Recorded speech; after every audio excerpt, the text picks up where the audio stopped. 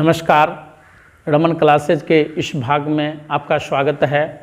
और आज हम व्याकरण से संबंधित एक चैप्टर को लेकर आए हैं और इस वीडियो को अंत तक देखें।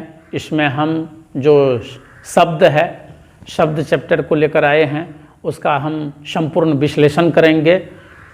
तो हम आप सबों से आग्रह करते हैं, आप सबों से आशा करते हैं कि इस वीडियो को अंत तक निश्चित रूप से देखें और हमारे इस चैनल को अधिक से अधिक लाइक करें, सब्सक्राइब करें, शेयर करें और बेल आइकन को दबाएं। तो आपका ज़्यादा समय नहीं लेते हुए हम वीडियो को स्टार्ट करते हैं। इससे पहले हमने बताया था कि भाषा क्या है, वर्ण क्या है, वर्ण कितने प्रकार के होते हैं। संक्षिप्त रूप में एक बार फिर से हम बता देते हैं कि जो वर्ण है, हिंदी भाषा में वर्ण के दो भेद होते हैं, स्वर वर्ण और व्यंजन वर्ण।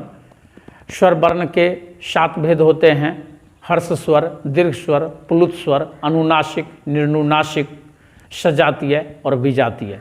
और व्यंजन वर्ण के 8 भेद होते हैं: स्पर्श वर्ण, ऊष्म वर्ण, अंतस्थ वर्ण, अल्प प्राण, महाप्राण, घोष वर्ण, अघोष वर्ण और संयुक्त वर्ण।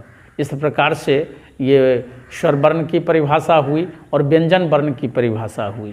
आज का जो चैप्टर है वह है शब्द। तो शब्द क्या है? तो सबसे पहले हम बताएंगे कि शब्द किसे कहते हैं।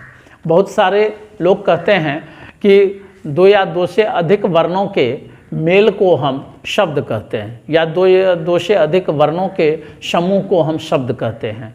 लेकिन ऐसा कहना गलत है, क्योंकि सभी वर्णों के किसी भी मेल को, सभी मेल को हम शब्द नहीं कह सकते हैं। हम उन्हीं वर्णों के मेल को हम शब्द कहेंगे जिसका अर्थ सही हो, जिसका अर्थ निकले। तो सबसे पहले आता है शब्द विचार। शब्द विचार इसमें है, पहले हम शब्द की परिभाषा बताएंगे। तो शब्द की परिभाषा होती है 2 या 2 से अधिक, 2 या 2 से अधिक वर्णों के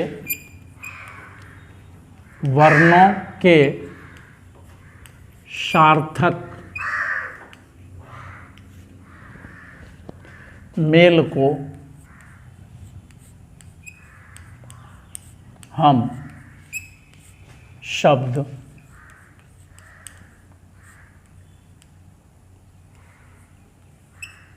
कहते हैं।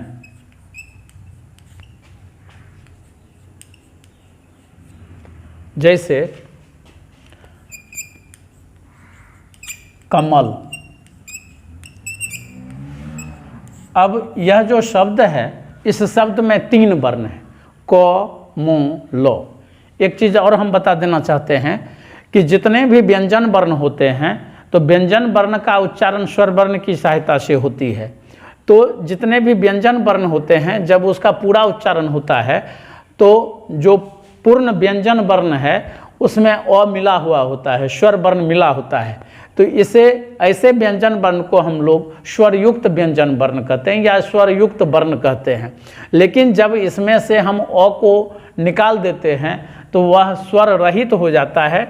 जैसे किसी भी व्यंजन वर्ण में यदि हम हलंत लगा देते हैं तो इसका अर्थ हुआ कि यह वर्ण आधा हो गया, तो इसमें से स्वर रहित हो गया।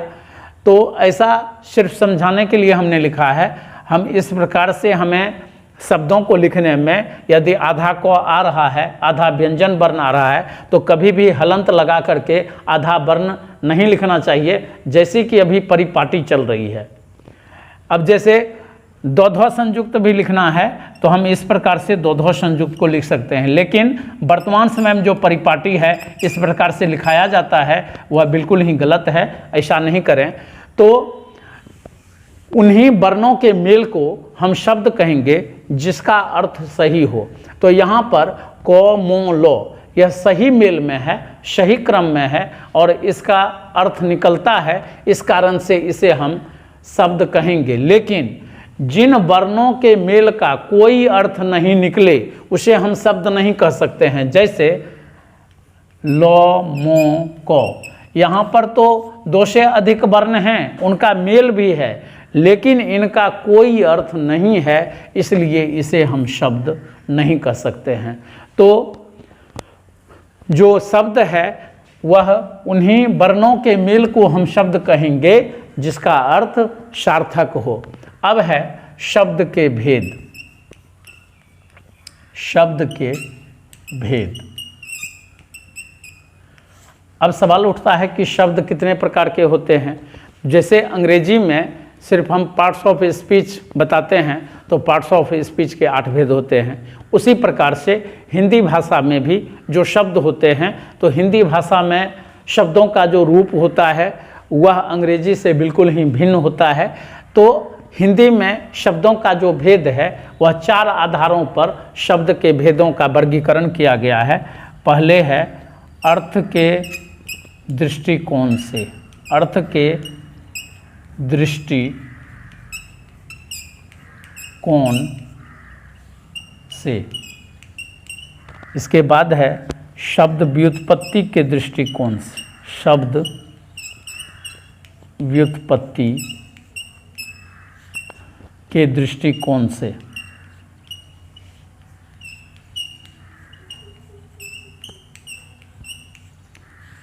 इसके बाद है रचना के दृष्टिकोण से।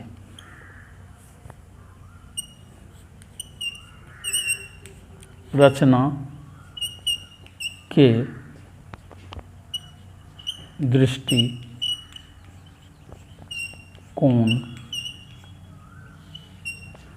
से। और इसके बाद आता है रूपांतर के दृष्टिकोण से। रूपांतर के दृष्टिकोण से। तो शब्द के भेदों को 4 आधारों पर बांटा गया है।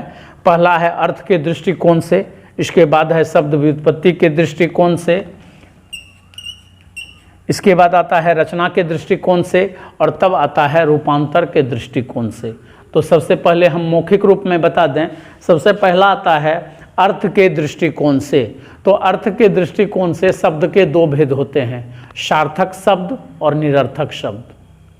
अर्थ के दृष्टिकोण से शब्द के 2 भेद होते हैं, सार्थक शब्द और निरर्थक शब्द। इसके बाद आता है शब्द व्युत्पत्ति के दृष्टिकोण से।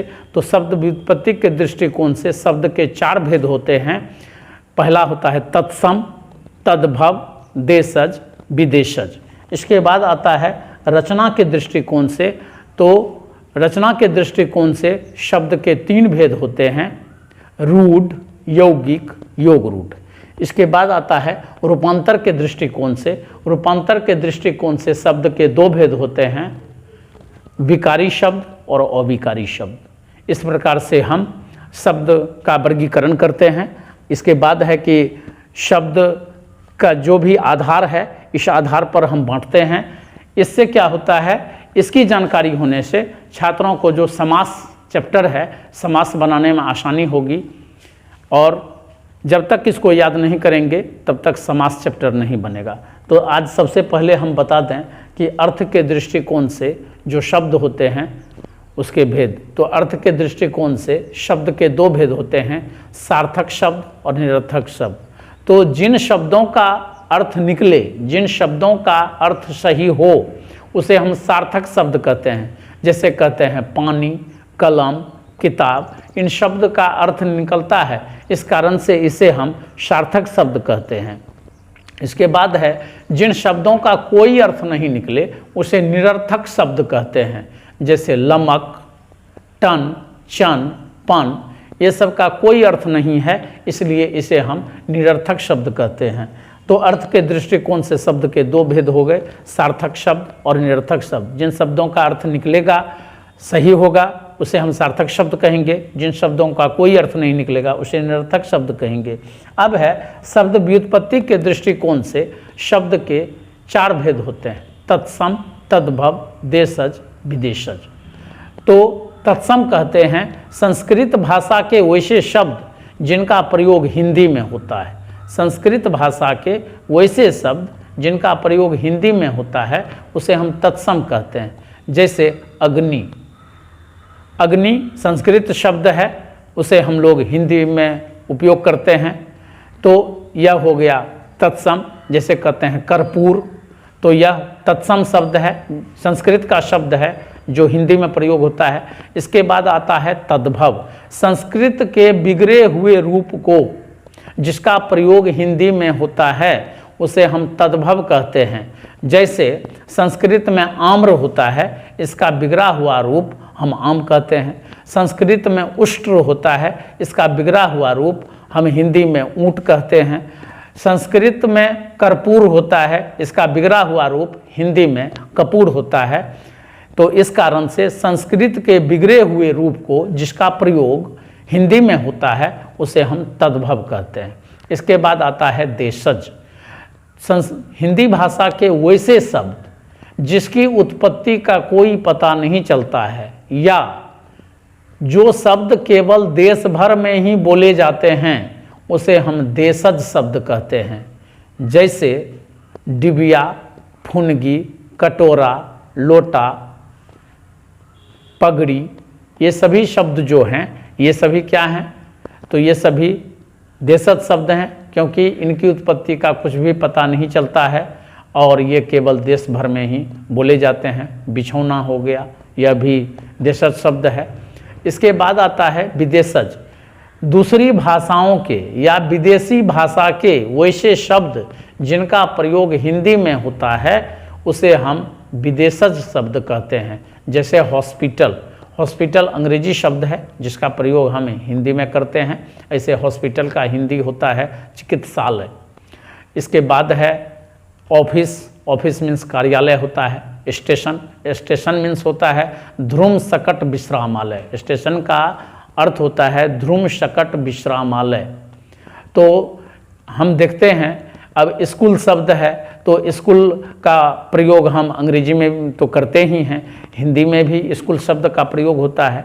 इस प्रकार से अदालत है, अदावत है, अदब है, ये सभी अरबी भाषा के शब्द हैं जिनका प्रयोग हिंदी में हो रहा है। ऐसे शब्दों को हम विदेशज शब्द कहते हैं। इसके बाद है कि शब्द व्युत्पत्ति के दृष्टिकोण से हो गया, अब है रचना के दृष्टिकोण से। तो रचना के दृष्टिकोण से शब्द के तीन भेद हमने बताए, रूढ़, यौगिक, योग रूढ़। जिन शब्दों का खंड करने पर उसका कोई अर्थ नहीं निकले उसे हम रूढ़ शब्द कहते हैं। जैसे घोड़ा, घोड़ा में यदि हम घौकार और र आकार है, इसको हम अलग अलग कर देंगे तो इसका कोई अर्थ नहीं निकलेगा। ऐसे शब्दों को हम लोग रूढ़ शब्द कहते हैं। और यौगिक, जिन शब्दों के खंड करने पर उसके प्रत्येक खंडों का अर्थ निकले उसे हम यौगिक कहते हैं। जैसे घुड़सवार, घुड़सवार में दो शब्द है, यह एक यौगिक शब्द है। घुड़ को हम अलग कर देंगे तो घुड़ मतलब हुआ घोड़ा और सवार मीन्स हुआ उस पर बैठने वाला। जैसे है पाठशाला, बैलगाड़ी, रेलगाड़ी, ये सभी जो हैं ये यौगिक शब्द हैं। तो यौगिक शब्द जो होते हैं उसका जब हम खंड करते हैं तो उसके सभी खंडों का अर्थ निकलता है, इस कारण से इसे हम यौगिक कहते हैं। इसके बाद आता है योग रूढ़। कहते हैं कि हिंदी भाषा के वैसे शब्द जो साधारण अर्थ को छोड़कर विशेष अर्थ का बोध कराते हैं या विलक्षण अर्थ का बोध कराते हैं उसे हम योग रूढ़ कहते हैं। जैसे लंबोदर, तो लंबोदर अर्थात गणेश जी, यह विशेष अर्थ का बोध कराते हैं। नीलकंठ, जिसका कंठ नीला हो अर्थात महादेव, तो यह जो है यह योग रूढ़ शब्द है, क्योंकि यह साधारण अर्थ को छोड़कर विशेष अर्थ का बोध कराते हैं, इसलिए इसे हम योग रूढ़ कहते हैं। इसके बाद आता है विकारी शब्द। तो वैसे शब्द जो काल के अनुसार, पुरुष के अनुसार, वचन के अनुसार बदल जाते हैं उसे विकारी शब्द कहते हैं। जैसे संज्ञा हो गया, क्रिया हो गया, क्रिया विशेषण हो गया, ये सभी जो हैं ये विकारी शब्द हैं। और अविकारी शब्द कहते हैं जिस पर काल, पुरुष, वचन का कोई प्रभाव नहीं पड़े उसे अव्ययकारी शब्द कहते हैं। जैसे संबंधवाचक अव्यय हो गया, संयोजक हो गया, ये सभी जो हैं इन पर पुरुष वचन काल का कोई प्रभाव नहीं पड़ता है, अर्थात इनका रूप नहीं बदलता है। जिस शब्द का रूप नहीं बदले उसे हम अव्ययकारी शब्द कहते हैं। तो इस प्रकार से जो शब्द हैं वो शब्द का ये पूरा हमने विश्लेषण कर दिया। हम आशा करते हैं कि छात्रों को यह बहुत ही पसंद आएगा। इस वीडियो को अधिक से अधिक लाइक करें, शेयर करें, सब्सक्राइब करें और हमें अधिक से अधिक सपोर्ट करें। तब तक के लिए जय हिंद, जय भारत, वंदे मातरम।